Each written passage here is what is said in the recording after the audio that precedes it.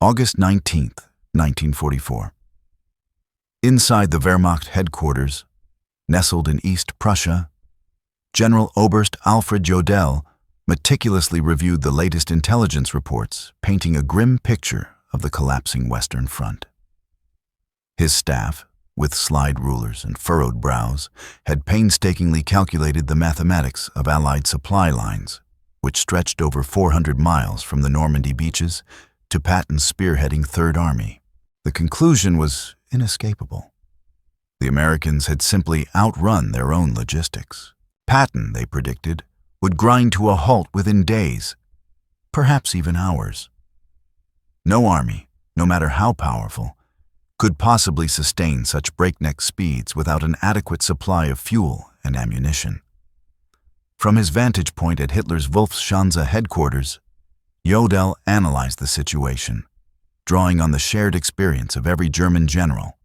An armored division, when advancing, consumed a staggering 150,000 gallons of fuel each day. With the Americans now a considerable 400 miles from their supply depots, the math was undeniably clear. Patton's Third Army, the juggernaut of the Allied forces, would sputter and stall, granting the Wehrmacht precious time to regroup at the Seine River. Perhaps, just perhaps, they could hold out until the brutal grip of winter descended upon the battlefield. What Jodl remained blissfully unaware of was that a mere 125 miles away, a logistical miracle was unfolding. A seemingly endless convoy of 5,158 trucks was already rumbling eastward, their headlights blazing in bold defiance of established military doctrine. These trucks, the backbone of an audacious operation, were carrying an astounding 12,500 tons of supplies every 24 hours. The Red Ball Express, a logistics undertaking so brazen and unprecedented that German military science had never even conceived it possible, was poised to shatter every preconceived notion about mechanized warfare. Within a mere 72 hours, Patton's supposedly immobilized tanks would be crashing through German positions along the Seine, steamrolling over any resistance. Within a week, they would liberate Paris, the heart of France, from the clutches of Nazi occupation. And within a month, they would stand defiantly at the German border, knocking on the very gates of the fatherland. The Wehrmacht's finest military minds were about to receive a harsh but invaluable lesson in American logistics, a lesson that would redefine their fundamental understanding of modern warfare. This lesson was delivered not by generals or strategists, but by 23,000 truck drivers, a remarkable 75% of whom were African Americans, who transformed a simple one-way highway system into the most efficient military supply line in the history of warfare. The German General Staff's unwavering confidence in the inevitable American logistical failure stemmed from decades of hard-earned military experience and recent, meticulous observations. The Wehrmacht had pioneered the Blitzkrieg, revolutionized combined arms warfare, and possessed an intimate understanding of the tyrannical constraints imposed by supply lines. Their own ambitious campaigns had repeatedly stalled, grinding to a halt when logistics failed to keep pace with tactical successes on the battlefield. In Russia, the Wehrmacht's vaunted advance had faltered not due to initial Soviet resistance, but due to the simple, stark inability to effectively supply their forces across the vast, unforgiving distances of the Eastern Front. German trucks, designed for the paved roads of Europe, broke down incessantly on the rough, unyielding Russian terrain. Horse-drawn wagons, which still constituted a staggering 80% of German military transport, simply couldn't match the speed of the Panzer spearheads, leaving them vulnerable and exposed. And railway gauge differences between Germany and Russia meant that vital supplies piled up hundreds of miles from the front lines, creating a logistical bottleneck that choked the offensive. General der Panzertruppe Heinrich Freiherr von Lüttwitz, who would later command the 47th Panzer Corps from September 1944, had penned a telling observation in July. The Americans faced the same logistical impossibility we faced in Russia. Their mechanical advantage becomes a disadvantage. Machines require fuel, ammunition, and parts to function. They have advanced 400 miles in 30 days. History teaches us what comes next. Paralysis. German intelligence meticulously tracked American consumption rates, gathering every scrap of data they could find. A single Sherman tank, for instance, burned a thirsty 0.5 miles per gallon on roads, a figure that plummeted even further when operating cross-country. An infantry division required a staggering 700 tons of supplies daily, while an armored division needed an even more colossal 1,000 tons. Patton, with his characteristic audacity, commanded 12 divisions advancing on a broad 60-mile front. The mathematics, to the German High Command, seemed irrefutable. 12,000 tons of supplies daily, transported a grueling 400 miles from the beaches over damaged roads, through a transportation network that the Germans had systematically destroyed during their strategic retreat. General Major Siegfried Westphal, who would become Chief of Staff to Field Marshal von Rundstedt in September, calculated on August 20th. Even if the Americans possessed unlimited trucks, which they don't, and perfect roads, which they don't, and experienced no mechanical failures, which is impossible, they still couldn't sustain Patton's advance for more than another 48 hours. Physical laws cannot be violated, not even by American industry. At 2 p.m. on August 25, 1944, in a requisitioned French chateau near Leh, Lieutenant Colonel Lauren Ayres of the Motor Transport Service stood before a room brimming with skeptical officers. The math they presented was stark and unforgiving. Patton's Third Army was consuming supplies at a rate faster than any army in history, advancing at speeds that defied all conventional logistical planning. Traditional supply methods, railway transport, scheduled convoys, depot to distribution, had completely collapsed under the immense strain. "No, gentlemen," Ayres announced, his voice cutting through the tension. "We're going to create a one-way highway from Cherbourg and the beaches to the front lines. Every vehicle will run 20 hours out of 24.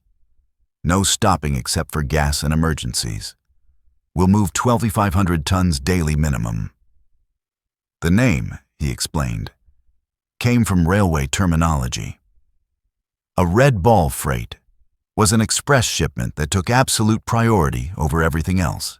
The Red Ball Express would operate on the same principle. Absolute priority, no delays, no exceptions. The technical specifications of the operation brazenly defied established German military doctrine. 2 parallel one-way highways, one for loaded trucks heading forward, one for empty trucks returning. 24-hour operations with headlights blazing, completely abandoning blackout discipline, making them easy targets for air attacks. A strict no-stop policy, except for fuel and critical mechanical failures. 5-minute convoy intervals, maintaining an average speed of 35 miles per hour. Mobile maintenance units stationed every 50 miles to quickly address breakdowns. MP checkpoints rigorously removing any vehicle operating below 25 miles per hour. Colonel Charles O. Thrasher, commanding the advanced section of ADSEC, the Advanced Section Communication Zone, reviewed the projected numbers with a mixture of awe and disbelief. "We need 140 truck companies, 5,058 vehicles minimum, operating at 90% availability. That's impossible by any logistics textbook ever written.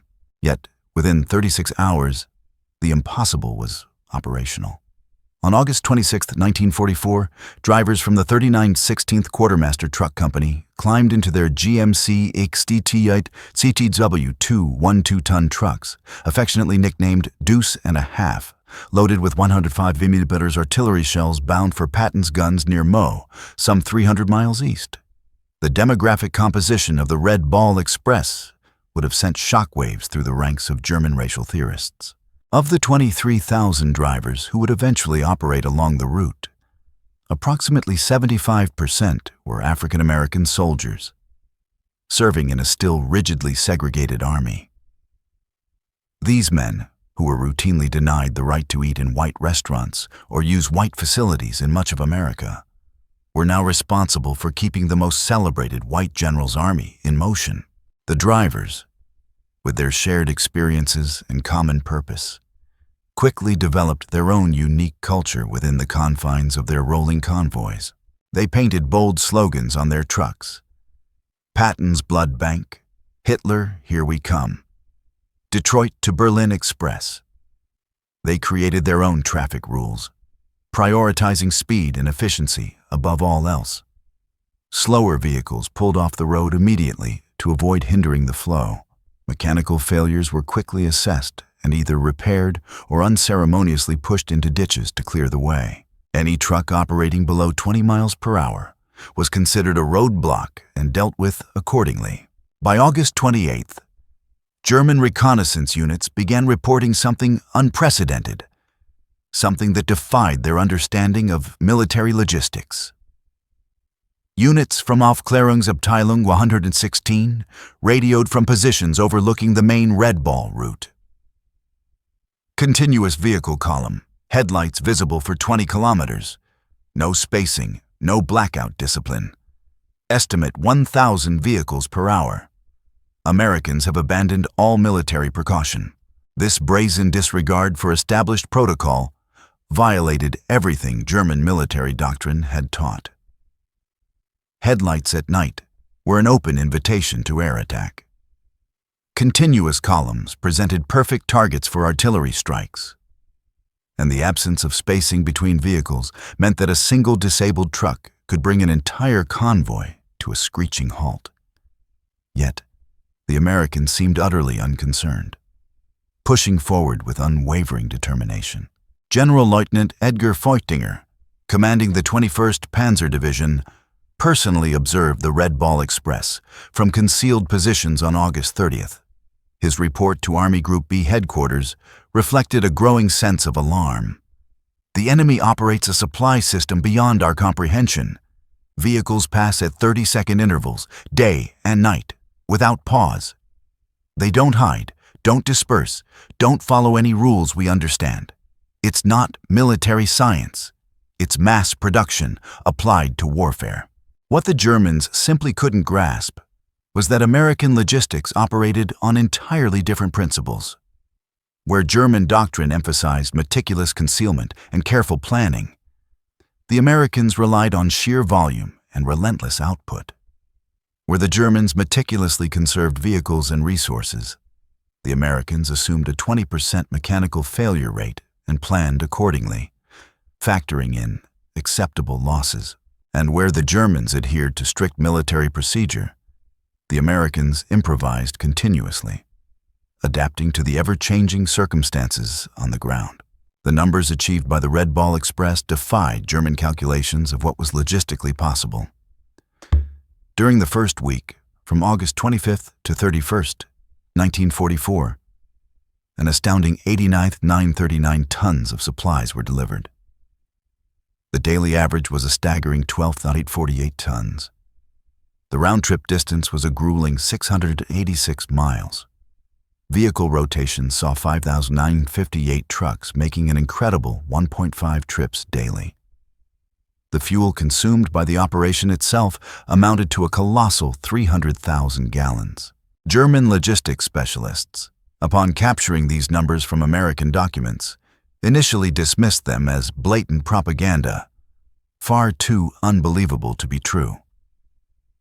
But the numbers were undeniably real, and they were steadily accelerating, defying all logic and expectation. By September 5th, the Red Ball Express had established a relentless rhythm that seemed utterly impossible to German logistics officers, who still relied on horse-drawn wagons for a staggering 80% of their transport capacity.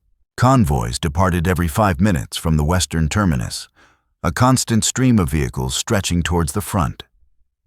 The average convoy consisted of 67 vehicles. The load per vehicle was a standard 5 tons, with frequent overloads pushing it to 7 tons or more. The time to cover the 350-mile one-way journey averaged 14 hours.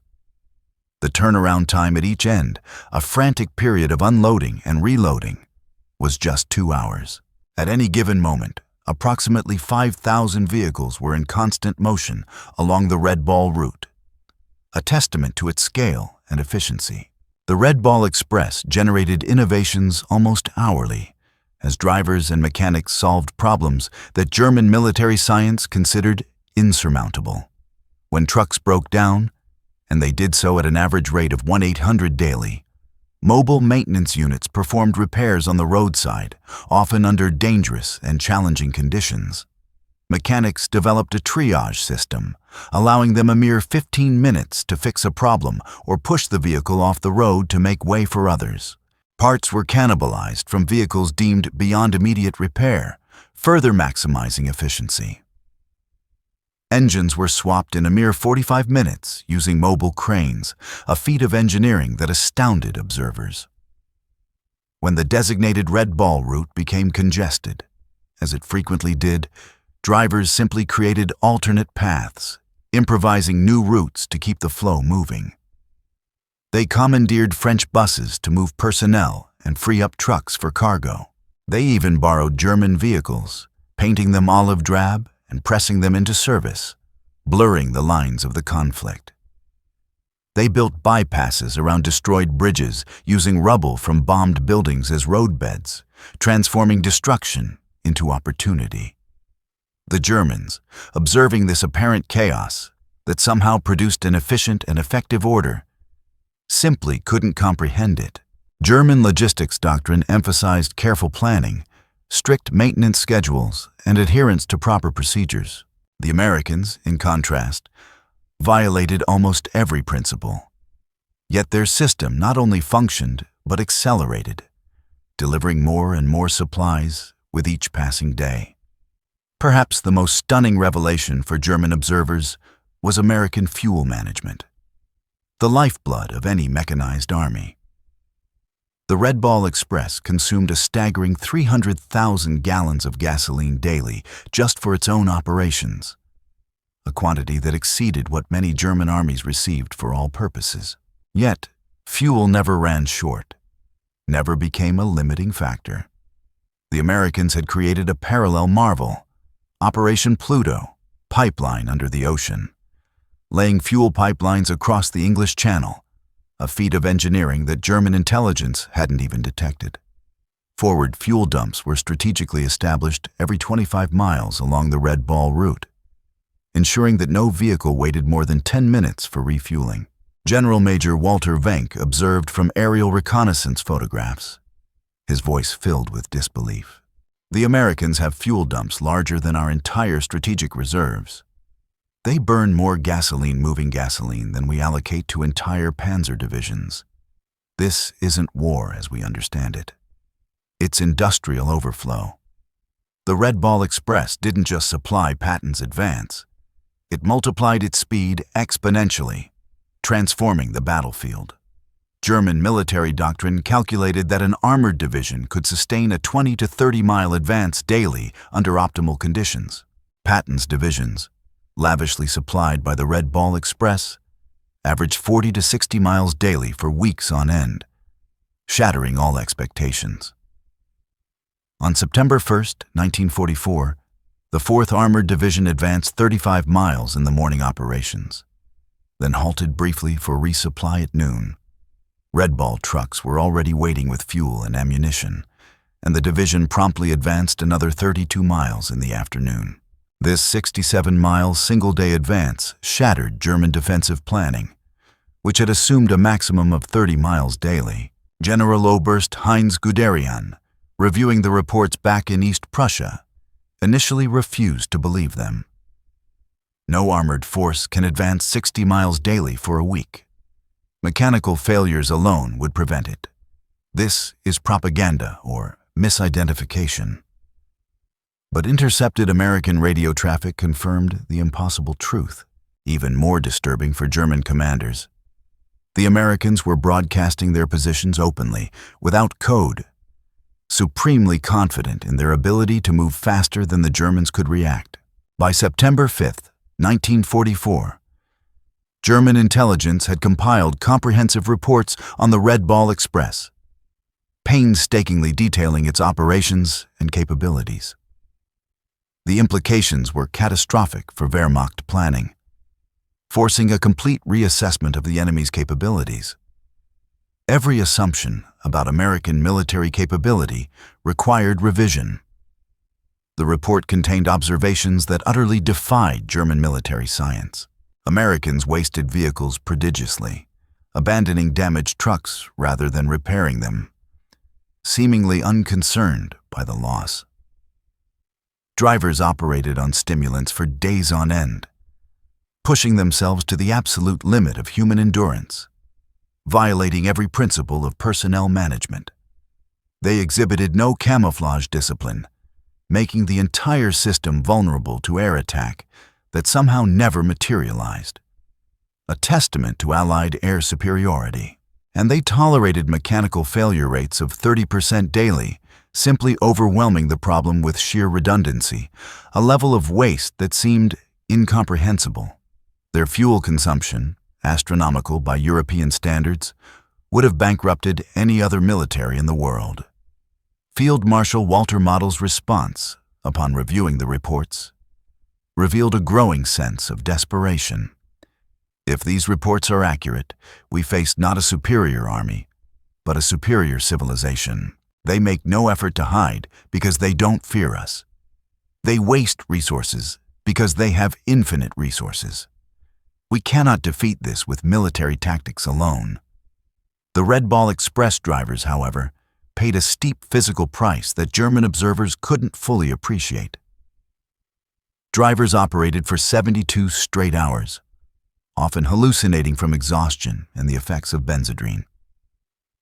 Accidents killed an estimated 300 drivers during the Red Ball's operational period. Trucks collided in dense fog, overturned on war-torn roads, and burned when overheated engines ignited, creating a constant danger. Yet, despite the harsh conditions and inherent risks, morale remained extraordinarily high among the drivers. These men, the vast majority of whom were African Americans, routinely denied equal rights at home, understood that they were making history, playing a critical role in the liberation of Europe. They were proving Hitler's racial theories demonstrably wrong with every mile driven, every ton delivered, defying the racist ideology that fueled the Nazi war machine. Captured German officers provided eloquent testimony to the Red Ball Express's profound impact on the war.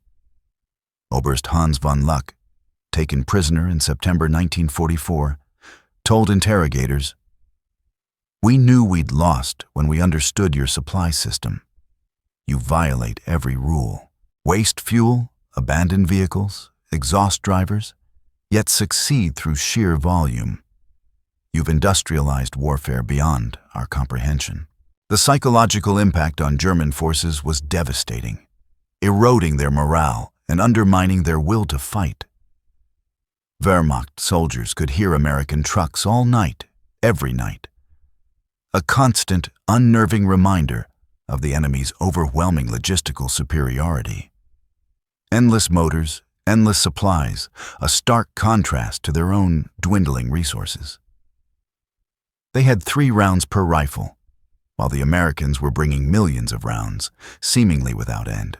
The sound itself became a form of psychological warfare, a constant reminder of their impending defeat. The vehicles themselves amazed German engineers, accustomed to their own, often underpowered and unreliable machines. The GMC 60TW2 1-2-ton truck, the backbone of the Red Ball Express, represented the pinnacle of American mass production, a testament to its industrial might. General Motors had produced over 500,000 of these vehicles by war's end, more trucks than the entire German military possessed of all types combined. The trucks featured innovations that the Germans hadn't fully implemented. All-wheel drive as standard, not an exception reserved for specialized vehicles. They had automatic tire inflation systems, waterproofing that allowed fording in up to 30 inches of water, engines that ran on low-quality fuel without modification, and heaters that actually worked reliably in winter, providing much-needed comfort in the harsh European climate. Even more stunning was the American maintenance philosophy, a stark contrast to the German approach, where Germans rebuilt engines, painstakingly disassembling and reassembling them. Americans simply replaced them with brand new ones. A shocking display of resource abundance. Where Germans meticulously rationed parts, Americans discarded entire vehicles for minor problems, prioritizing speed and efficiency over conservation.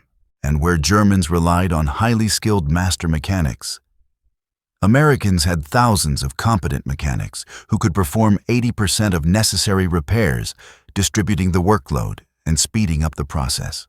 As the front moved steadily eastward, the Red Ball Express adapted with a speed that stunned German planning officers, who were accustomed to weeks of preparation for major logistical changes.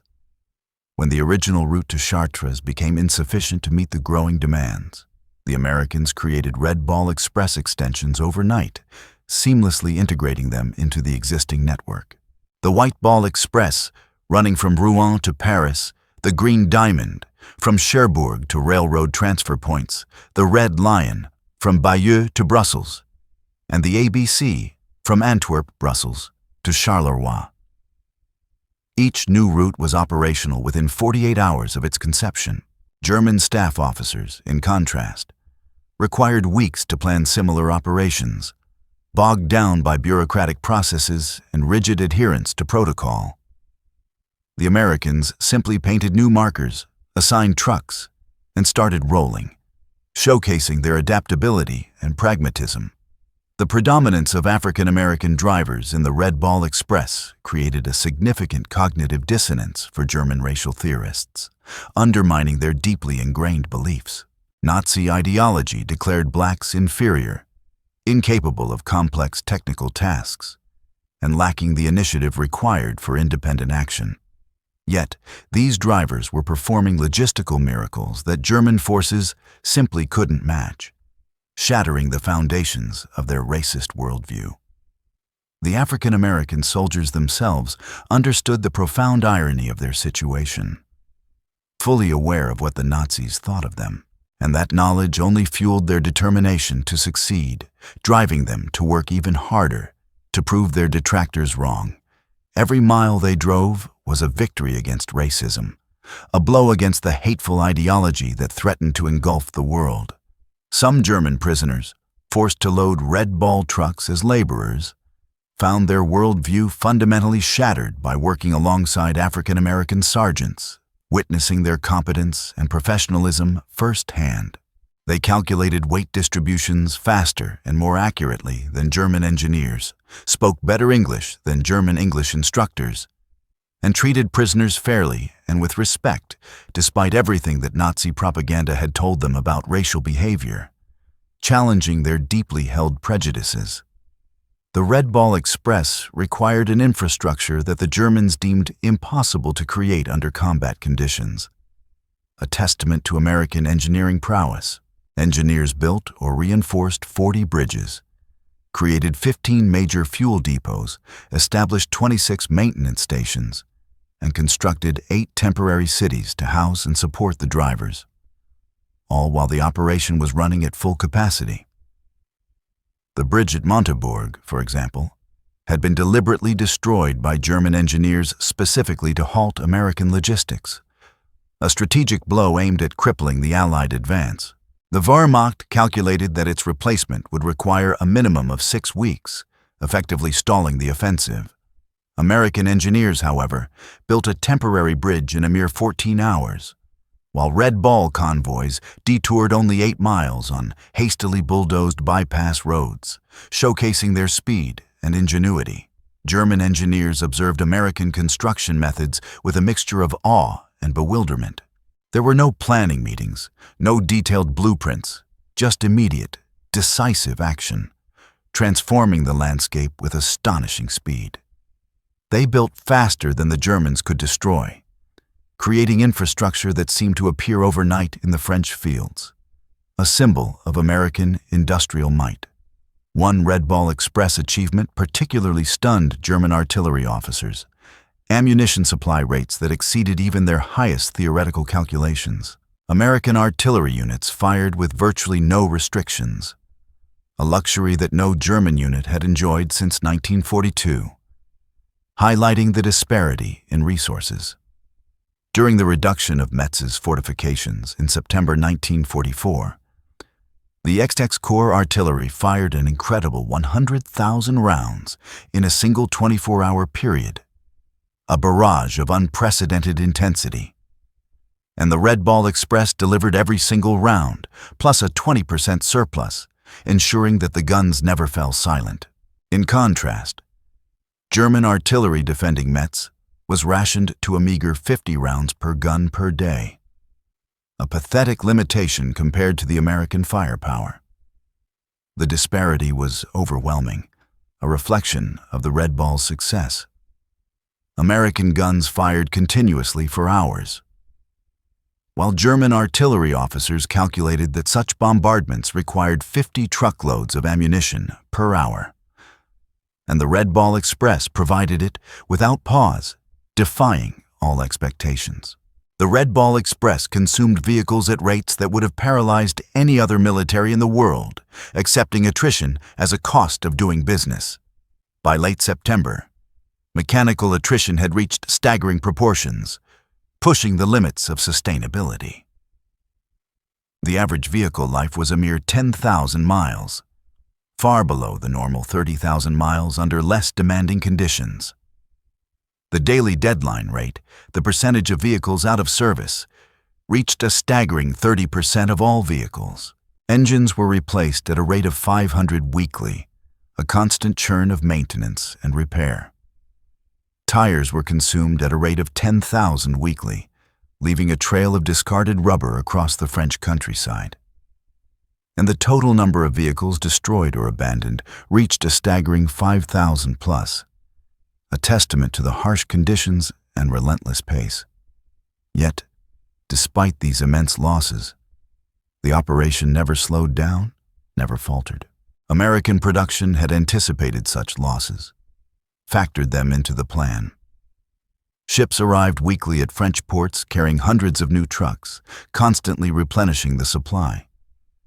Replacement drivers were trained in a mere 2 days and thrown directly into convoys, filling the gaps and maintaining the flow. German calculations showed that the Americans were destroying more trucks weekly than the entire Wehrmacht possessed in France. A stark comparison. Yet, their transport capacity increased rather than decreased, defying logic.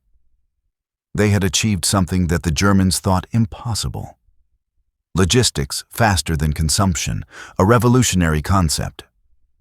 French civilians along the Red Ball route witnessed an abundance of American resources that directly contradicted years of German occupation and scarcity, changing their perceptions of the war. The psychological impact on the occupied populations was immediate and profound. The Red Ball Express drivers, particularly the African Americans, often shared their rations with French civilians, defying regulations and extending a helping hand. At every stop, children would gather around the trucks, and the drivers would give them chocolate, cigarettes, and soap, small acts of kindness that resonated deeply. The contrast with German occupation was stark and undeniable. Americans gave away casually what the Germans had rationed strictly, highlighting the differences in their approach. German intelligence reported the resulting propaganda impact with growing alarm. French civilians now believe that American victory is inevitable. They cite the truck convoys as proof. Resistance activity has increased 400% along Red Ball routes. The population that accepted our occupation now actively opposes it, emboldened by the American presence. In early September 1944, the Red Ball Express faced its greatest challenge, a crisis that threatened to unravel the entire operation. Patton's Third Army had advanced so far, so quickly, that even the Red Ball struggled to maintain the necessary supply rates, pushing the limits of its capabilities. The round trip now exceeded 700 miles, placing immense strain on drivers and equipment. Drivers were collapsing from exhaustion, vehicles were disintegrating under the relentless pressure, and German intelligence detected the signs of strain. General der Panzertruppe Hasso von Manteuffel reported on September 8th. American supply lines show signs of collapse. Convoy intervals have increased from 5 to 15 minutes. Vehicle speed has decreased noticeably. This is our opportunity to strike a decisive blow. But American adaptability again surprised the Germans, proving their resilience. Within 72 hours, the Red Ball Express had reorganized itself, responding to the crisis with remarkable speed and efficiency. They created intermediate transfer points, cutting individual runs to a more manageable 350 miles, reducing the strain on drivers and vehicles. They implemented a driver rotation system, ensuring that no one was pushed beyond their limits, improving safety and morale. They established forward maintenance bases, bringing repair facilities closer to the front lines, speeding up turnaround times.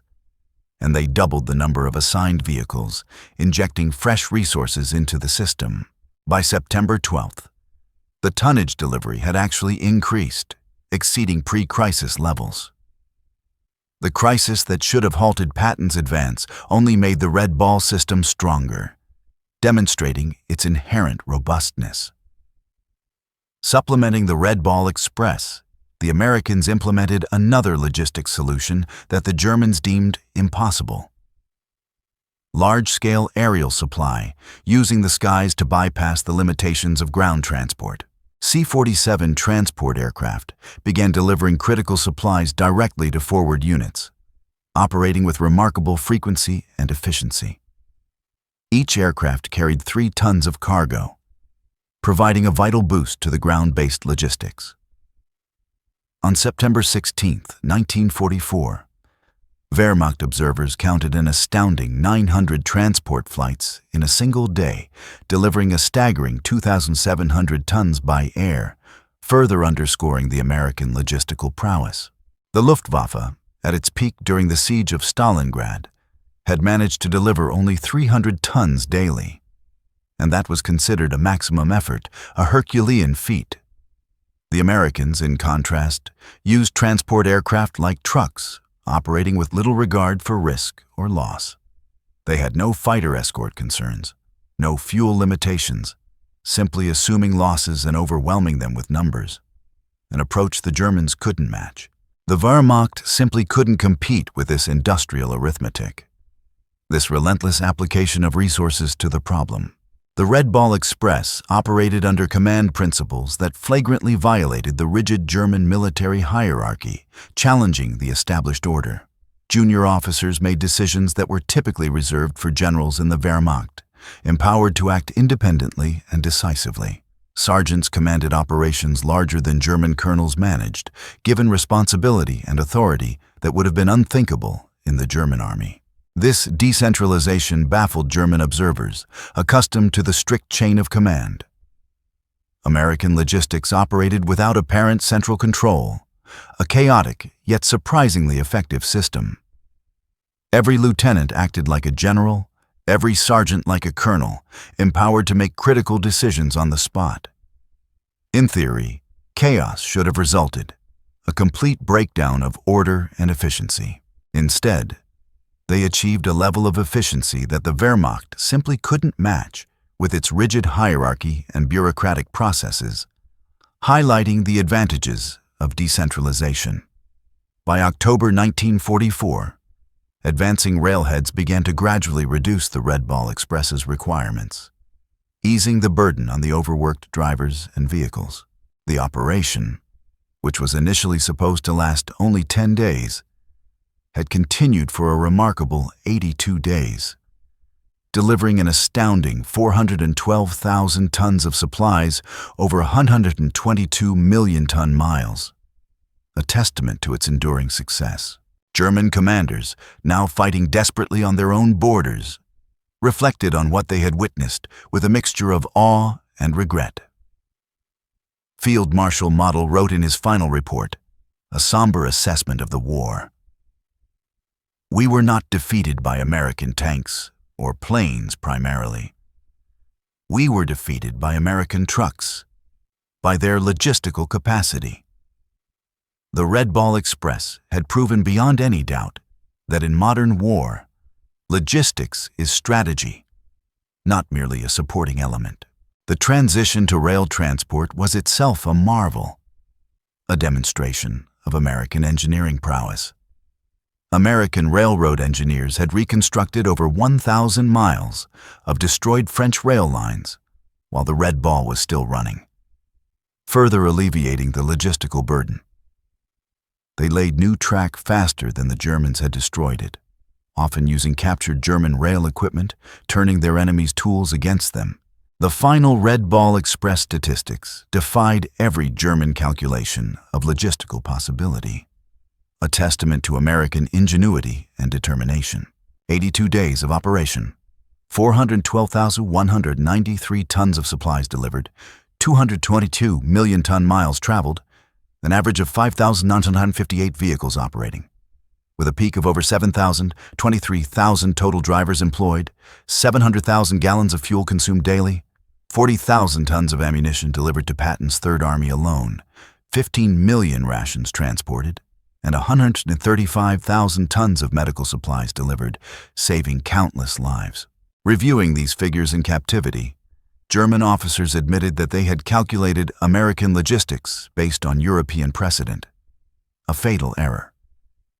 They had multiplied their best performance by 3 and assumed that was the American maximum, a gross underestimation. They were wrong by a factor of 10, showcasing the sheer scale of American logistical capabilities. Beyond the sheer numbers, beyond the tonnage and distances, the Red Ball Express achieved something far more profound. It destroyed German faith in their own military superiority, undermining their confidence and demoralizing their troops. Wehrmacht officers, who had initially dismissed Americans as soft and mechanically dependent, watched those same Americans achieve logistical miracles through sheer determination and industrial abundance, challenging their preconceptions. German prisoners of war would stand silently at prison camp fences, counting passing Red Ball trucks, their faces etched with a mixture of awe and despair. Some even wept, overwhelmed by the implications of what they were witnessing. They understood what it meant, not just that the Americans could supply their armies, but that they could waste more than the Germans could even produce, a sign of their industrial might. They were watching their worldview collapse, one truck at a time, realizing the hopelessness of their situation. The Red Ball Express also forced an unexpected racial reckoning within the American military itself, challenging the existing segregation. The operation's success depended overwhelmingly on African American soldiers, who were still segregated, denied equal treatment, and barred from combat roles. A profound contradiction. General Eisenhower, visiting Red Ball operations in September 1944, witnessed this contradiction firsthand, recognizing the unfairness of the situation. His aide, Captain Harry Butcher, recorded in his diary, "The general stood watching colored drivers who'd been at it for 20 hours straight, their faces lined with exhaustion. He said, 'These men are winning the war as surely as any infantry.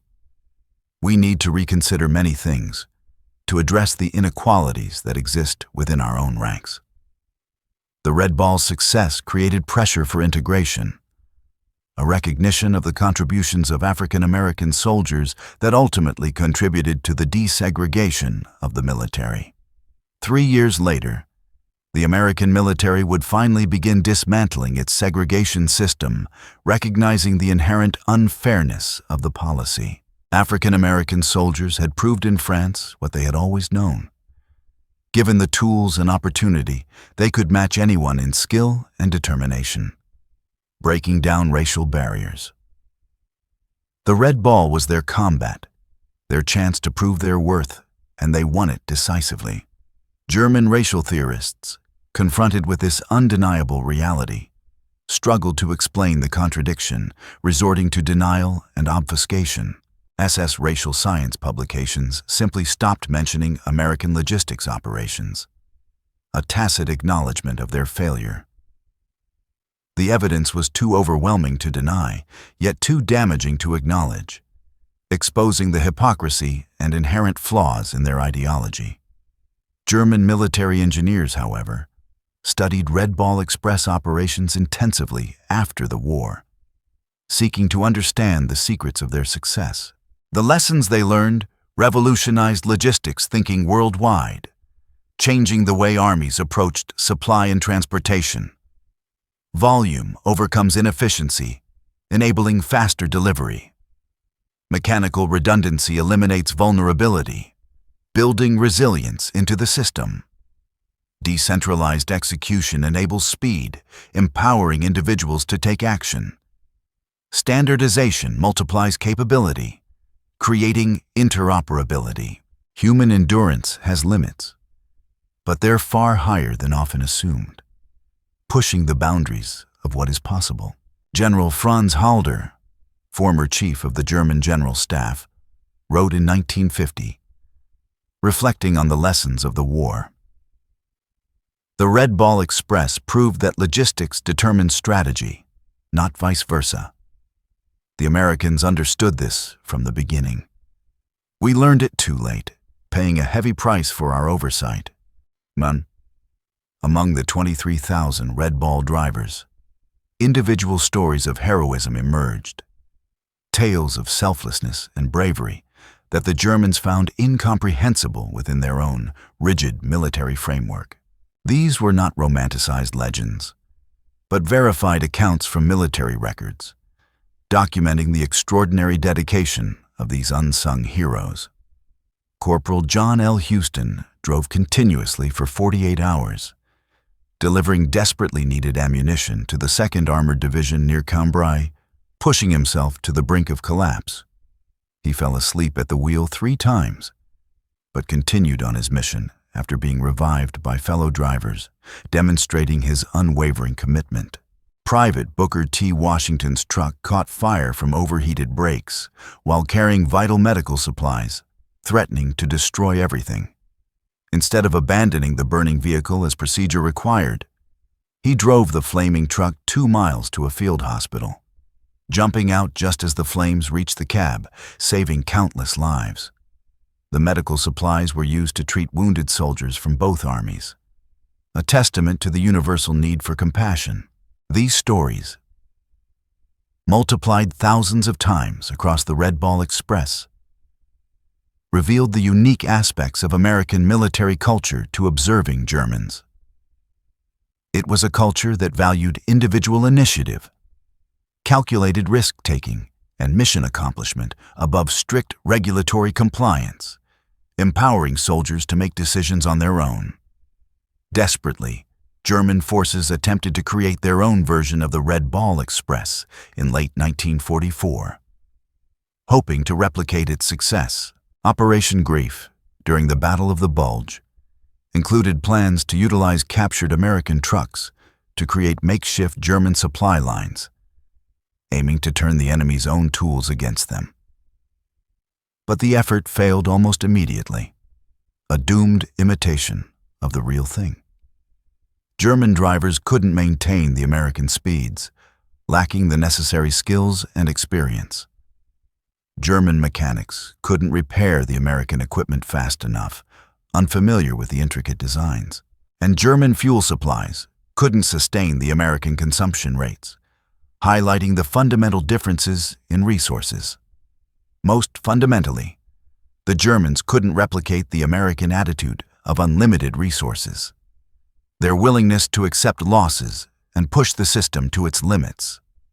Oberst Skorzeny, commanding the operation, reported back with frustration. "We captured 50 American trucks, hoping to revitalize our supply lines.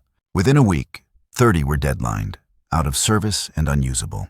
Americans would have simply replaced them, We tried to fix them. That difference right there explains our defeat. The winter of 1944 to 45 served as the Red Ball Express's ultimate proving ground. Freezing rain, snow, and ice should have brought all wheeled transport to a standstill. German military doctrine even stated that wheeled logistics became impossible when temperatures dropped below 10 degrees Celsius. Yet, the Red Ball Express just kept on rolling. The drivers wrapped chains around their tires, poured alcohol into the radiators to prevent freezing, and kept those trucks moving. Their speeds dropped from 35 to about 15 miles per hour, but the deliveries kept getting made. German observers reported convoys covered in ice moving right through blizzards that had completely stopped their panzer divisions. The Americans had put together a logistics system that worked no matter the weather, the terrain, or what the enemy did. It wasn't pretty or efficient by German standards, but it was unstoppable. In May of 1945, captured German logistics officers were ordered to study the operations of the Red Ball Express for the historical record. Their conclusions were unanimous and absolutely devastating to German military pride. General Friedrich Schultz, an infantry officer, summed it up like this: "The Red Ball Express represents a kind of warfare we never even imagined. The Americans created a temporary civilization. Thousands of men, thousands of vehicles, millions of tons of supplies that existed for one purpose: to feed your armies. Then, it all dissolved when it wasn't needed anymore. We build permanent infrastructure that takes years. You created superior temporary systems in days." The most insightful analysis came from General R. Hegdarian, who was considered the father of German armored warfare. He stated, "We invented blitzkrieg, but we never solved its fundamental problem, logistics. The Americans solved it with an industrial excess we thought was impossible. The Red Ball Express wasn't just a supply line. It was a flowing river of material that drowned our forces. The Red Ball Express cost the United States approximately $100 million in 1944. That included vehicles that were destroyed, fuel that was consumed, roads that were ruined, and French claims for damages. German staff officers, who were used to managing scarcity, just couldn't wrap their heads around that number. Yet, the Americans considered it a bargain. The operation enabled the capture of 400,000 German soldiers, the liberation of France, Belgium, and Luxembourg, and it shortened the war by an estimated 6 months. Each day of the war was costing America $250 million. The Red Ball Express paid for itself in a single day of shortened conflict. Lieutenant General John C.H. Lee, who commanded logistics for the European theater, stated, "We wore out 5,000 trucks and 23,000 men to destroy the German army in France. In any previous war, those would have been catastrophic losses. But in American industrial war, it's just acceptable overhead." An unexpected result of the Red Ball Express was the huge impact it had on civilian logistics after the war. Thousands of drivers came back to America with experience operating the world's largest transportation network. These veterans started trucking companies, designed interstate highways, and essentially created the modern American logistics industry. Companies like Yellow Freight, Roadway, and Consolidated Freightways were all started by Red Ball veterans who applied military logistics to civilian commerce. They had learned in France that volume beats efficiency, speed beats perfection, and if you can keep trucks rolling 24 hours a day, you can move the world. Military historians universally recognize the Red Ball Express as the decisive logistics operation of the European theater. Without it, Patton's advance would have stopped, Paris would have fallen weeks later, and German forces would have successfully established winter defensive lines. The operation validated American military doctrine, which emphasized logistics over tactics. While German officers studied Clausewitz and battlefield maneuver, Americans studied Detroit assembly lines and railroad timetables. The Red Ball Express demonstrated that in modern warfare, the ability to supply your forces determines victory more than any tactical brilliance. On September 15, 1944, Field Marshal Gerd von Rundstedt, the supreme German commander in the West, received detailed intelligence on the Red Ball Express. After studying the reports for hours, he called his staff together. "Gentlemen," he announced, "we are facing something that's beyond a military solution. The Americans have created a supply system that makes distance irrelevant. Our strategy always assumed their culminating point, where advancing forces outrun their supplies. That point doesn't exist. They have revolutionized warfare, and we are fighting the last war." His operations officer, Oberst Handspiel, suggested trying to interdict the Red Ball routes with the remaining Luftwaffe. Von Rundstedt's response showed he understood the situation completely. "With what shall we interdict?" he asked. "They have 6,000 trucks. Even if we destroy 1,000, which we can't, they'll replace them in a week. We'd need to destroy 200 trucks daily just to match their production. We don't even have 200 aircraft total." Behind the statistics were human stories that revealed the American character to German observers.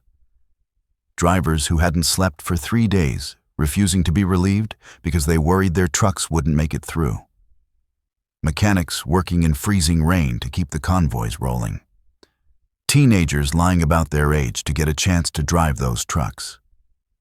These kinds of stories multiplied throughout the operation and created a kind of mythology that demoralized German forces.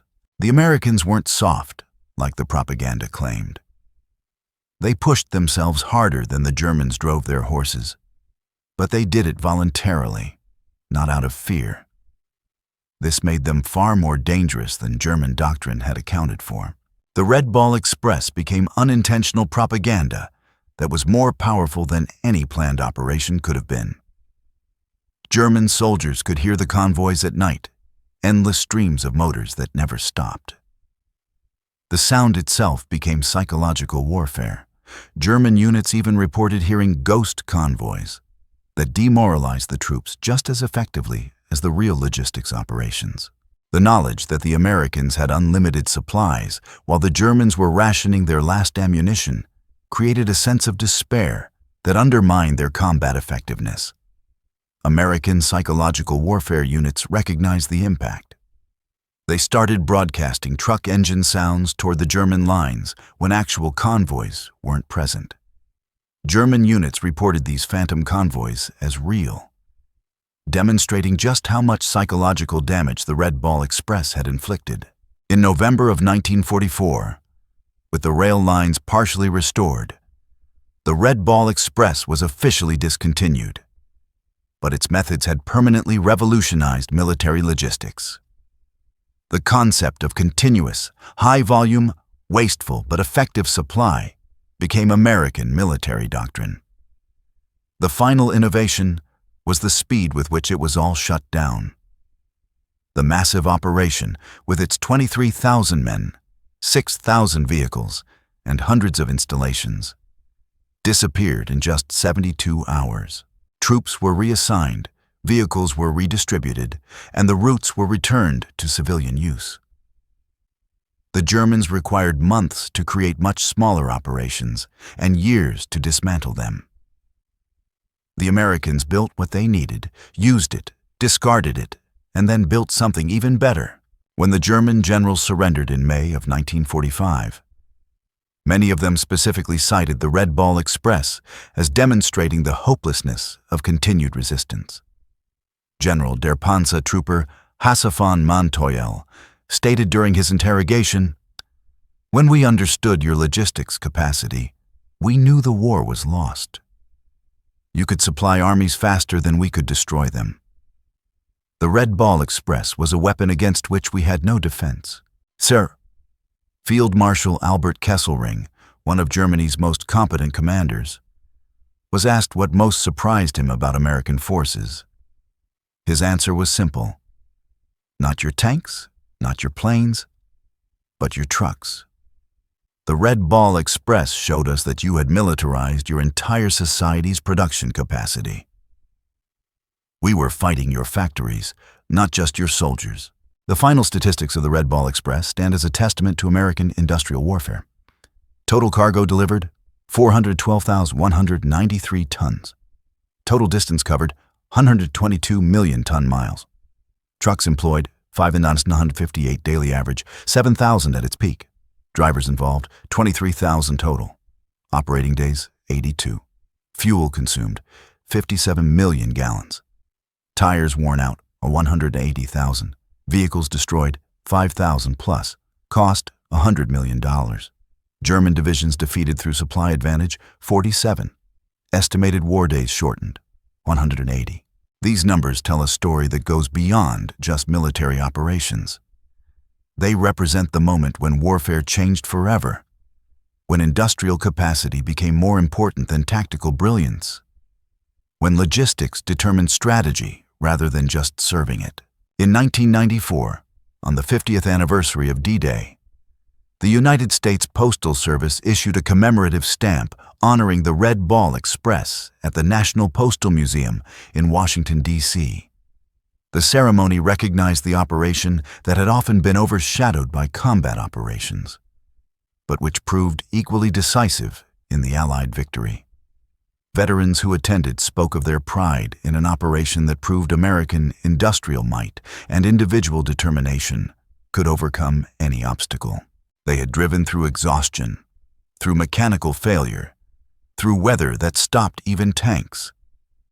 They were mostly black soldiers, segregated, discriminated against, and denied recognition during the war. But they had delivered victory at 35 miles per hour.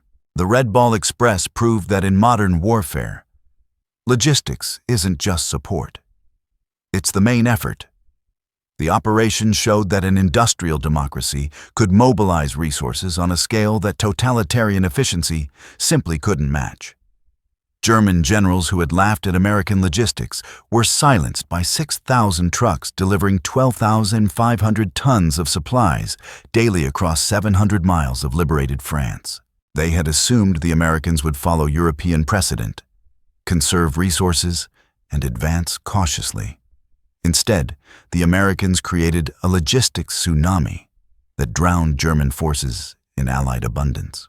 The operation's success didn't come from military genius, but from American characteristics the Germans never understood. Industrial excess, mechanical aptitude, improvisational skill, and, most importantly, the initiative of individual soldiers who made independent decisions that in the Wehrmacht would have required a field marshal's approval. In his memoirs, General George S. Patton, whose Third Army was the primary beneficiary of the Red Ball Express, wrote the ultimate tribute. The truck drivers of the Red Ball Express deserve as much credit for the defeat of Germany as any combat unit. They drove through exhaustion, through mechanical failure, through weather that stopped armor. Without them, the Third Army doesn't move. Without movement, we don't win. They were black soldiers, mostly, segregated, discriminated against, denied recognition. But they won the war as surely as any rifleman. History must record this truth. That truth stands as the final testament to the Red Ball Express. 23,000, mostly African-American drivers, operating 6,000 trucks on a one-way highway to victory, achieved what German military science declared impossible. They supplied advancing armies faster than physics should have allowed, maintained a tempo beyond human endurance, and proved that in modern warfare, the side with the most trucks beats the side with the best tactics. The German generals had laughed at American logistics, dismissing it as wasteful, undisciplined, and impossible to sustain. But just 82 days later, those same generals surrendered to armies supplied by the Red Ball Express, finally understanding that American trucks had defeated German tanks, that industrial abundance had overwhelmed military excellence, and that logistics had become strategy. The Red Ball Express ended on November 16, 1944. but its impact echoes through military history. It proved that in the industrial age, victory belongs not to the bravest soldiers or the brightest generals, but to the nation that can deliver the most supplies, the fastest and the farthest. The German generals who laughed at American logistics in August of 1944 signed surrender documents in May of 1945, defeated by 23,000 truck drivers who revolutionized warfare at 35 miles per hour. Their story deserves its place among the great military operations of history. Not because it was elegant or efficient, it was neither, but because it worked. The Red Ball Express kept Patton rolling, kept the Germans retreating, and proved that in modern war, the convoy of trucks matters more than the column of tanks. The highways of France still bear the scars of the Red Ball Express. Ruts worn by overloaded trucks, bridges hastily repaired, roadsides littered with abandoned vehicles. But the greatest monument to the operation is the speed of the Allied victory. Every day the war was shortened saved thousands of lives. The Red Ball Express shortened it by months. In the end, the German generals who laughed at American logistics learned the hardest lesson of modern warfare. Amateurs talk tactics, professionals talk logistics, and Americans talk trucks. The Red Ball Express was America talking very loudly indeed, in the roar of 6,000 engines that never stopped.